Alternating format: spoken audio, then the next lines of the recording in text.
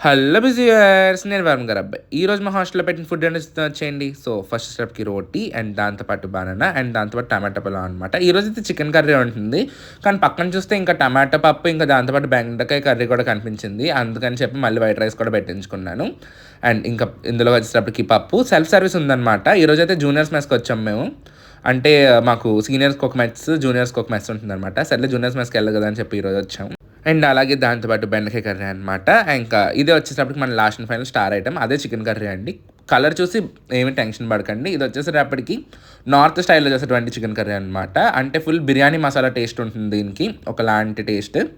North side food అంతా కొంచెం అలా ఉంటుందనమాట. డిఫరెంట్ టేస్ట్ ఉంటుంది సౌత్ వాళ్ళతో పోలిస్తే. ఇంకా టేస్ట్ విషయానికి వచ్చేటప్పటికైతే మాత్రం chicken curry with roti ever green combination చాలా బాగుందనమాట ఈరోజు చికెన్ కర్రీ టేస్ట్. మంచిగా మసాలా ఫ్లేవర్ పట్టింది.